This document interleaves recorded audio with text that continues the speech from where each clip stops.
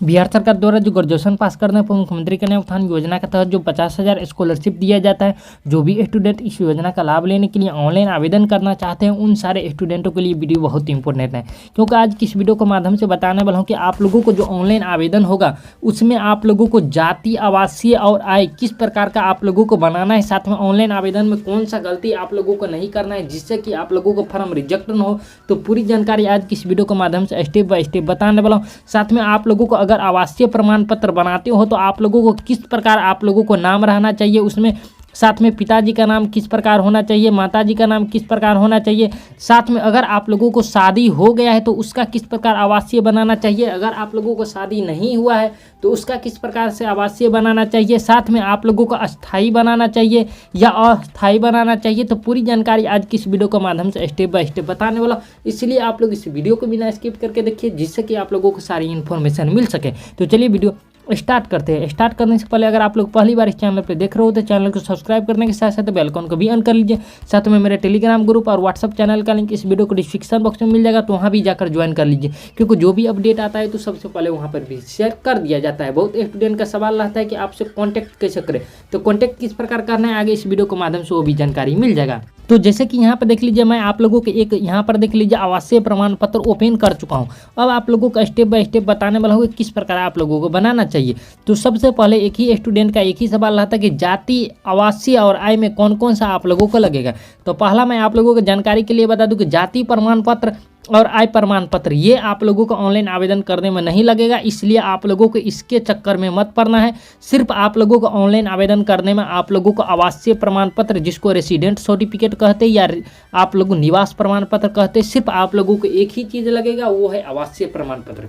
तो मैं आप लोगों को बता दी हूँ। अब आप लोगों को नहीं पूछना है कमेंट बॉक्स में कि जाति और आय कब का होना चाहिए, तो आप लोगों को सिर्फ जो है सिर्फ आवासीय प्रमाण पत्र आपके पास होना चाहिए। अब बहुत स्टूडेंट का ये सवाल रहा था कि अगर आवासीय प्रमाण पत्र ही सिर्फ लगेगा तो ये आवासीय प्रमाण पत्र कब का बना होना चाहिए। तो मैं आप लोगों को जानकारी के लिए बता दूं, अगर आप लोगों का आवासीय प्रमाण पत्र 2021, उसके बाद 2022, 2023 और 2024 और 2025 अगर इतना साल का बना है, कोई भी साल का 2021 का बना है तब भी, 2022 में बना है तब भी, 2023 में बना है तब भी, 2024 में बना है तब भी, 2025 में अगर बना है, इतना साल में से किसी भी साल का अगर आपके पास आवासीय प्रमाण पत्र है तो आप लोगों को लगेगा। ऐसा नहीं कि सिर्फ 6 मंथ वाला होना चाहिए। आप लोगों के पास अगर 2021 से लेकर 2025 के बीच में कभी भी आप लोगों को कोई भी आवासीय प्रमाण पत्र है तो आप लोगों को चलेगा, लेकिन उस पर आप लोगों को फोटो होना चाहिए।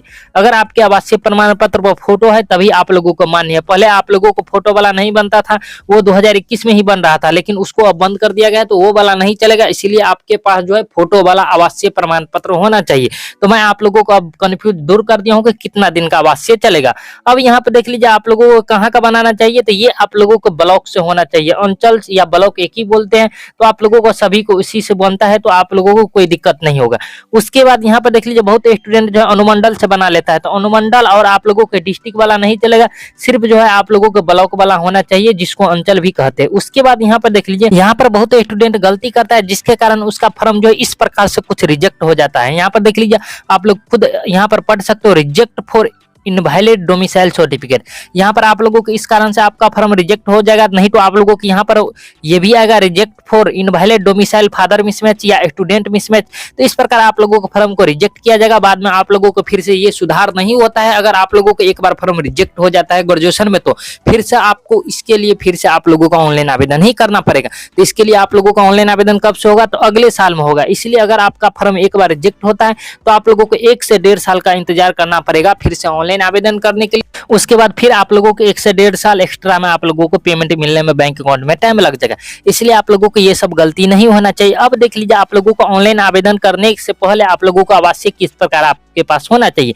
तो सबसे पहले यहाँ पर देख लीजिए स्टूडेंट का नाम दिया गया है, क्या है, तो यहाँ पर ध्यान से सुनेंगे सारे स्टूडेंट का नाम जो है आप लोगों को, जो भी आप लोगों को ग्रेजुएशन में है, मान लीजिए किसी स्टूडेंट का नाम है ग्रेजुएशन के मार्कशीट पर निक्कू कुमारी, तो उसके आवासीय प्रमाण पत्र पर भी निक्कू कुमारी होना चाहिए। चाहिए, साथ में आपके आधार कार्ड पर भी निक्कू कुमारी होना चाहिए इंग्लिश में। हिंदी में है गलती तो चलेगा, लेकिन इंग्लिश में आप लोगों को एक भी वर्ड का मिस्टेक नहीं होना चाहिए। स्टूडेंट का नाम मार्कशीट में, साथ में आधार कार्ड में, साथ में आवासीय प्रमाण पत्र पे, ये तीनों चीज तीनों जगह जो है आप लोगों को मैच करना चाहिए। पहला स्टेप ये आप लोगों को फॉलो करना पड़ेगा। अगर आप लोगों को कहीं भी मिस्टेक है आवासीय प्रमाण पत्र पर तो आप लोग जाकर जल्दी सुधार करवा लेंगे। दूसरा स्टेप ये है कि आप लोगों को फादर नाम, यहाँ पर बहुत स्टूडेंट गलती करता है। फादर नाम है तो क्या है, ध्यान से देखिए, यहाँ पर फादर नाम के जगह आप लोगों को रिजेक्ट हो जाता है, जिसके कारण आप लोगों को फिर से अप्लाई करना पड़ेगा।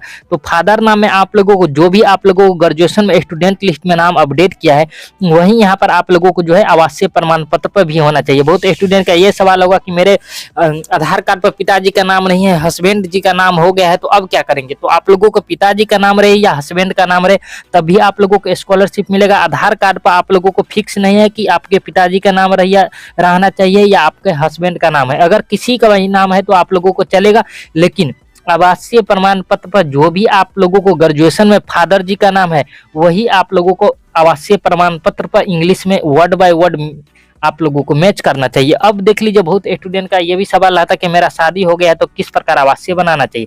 तो देख लीजिए, जिसका शादी होता है इस प्रकार आप लोग पति का भी नाम डलवा सकते हो, कोई दिक्कत नहीं, आप लोगों को 100% रुपया मिल जाएगा। जिसका अगर शादी नहीं हुआ है तो आप लोगों को कोई दिक्कत ही नहीं होगा। तो ये दोनों चीज आप लोगों को मैच करना चाहिए। साथ में आप लोगों को मदर नाम भी आप लोगों को ग्रेजुएशन वाला आप लोगों को ही डालना है। तो मैं आप लोगों को पूरी जानकारी बता दी हूँ। साथ में आप लोगों को जो आवासीय प्रमाण पत्र बनेगा ये आप लोगों को अस्थायी होना चाहिए। देख लीजिए, यहाँ पर लिखा हुआ है बिहार के अस्थायी निवासी होना चाहिए। क्या, तो बिहार का अस्थायी निवासी आप लोगों को यहाँ पर देख लेना है।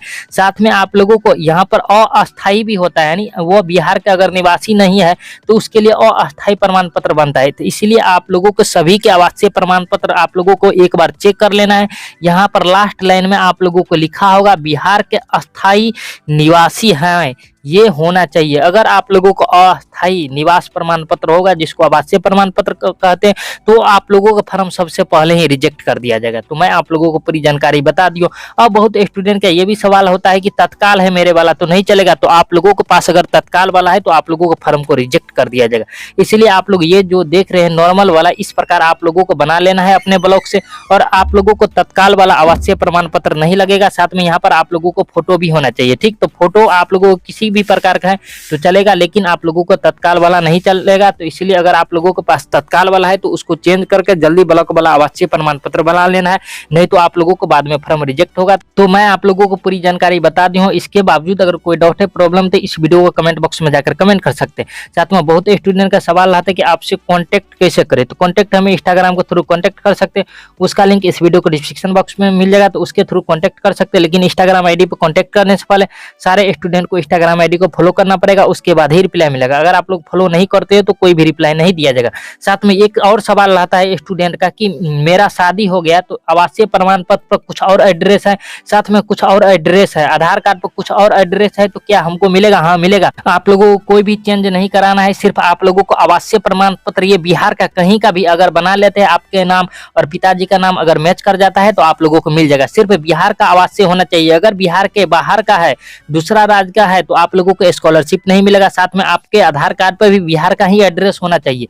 साथ में आप लोग बैंक अकाउंट जो देंगे वो भी आपके बिहार का ही होना चाहिए। अगर बिहार के बाहर का है तो फिर आपका फॉर्म रिजेक्ट होगा।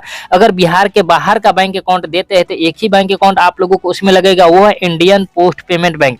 अगर ये बैंक रहते हैं तो ऑल इंडिया का लग जाएगा। इसके बाद अगर कोई अदर बैंक देते हैं तो आपके बिहार में आपका खाता खुलना चाहिए। तो मैं आप लोगों को कंप्लीट जानकारी बता दी हूं। साथ में हमसे कांटेक्ट करने के लिए इंस्टाग्राम को थ्रू कांटेक्ट कर सकते हैं, उसका लिंक इस वीडियो को डिस्क्रिप्शन बॉक्स में मिल जाएगा।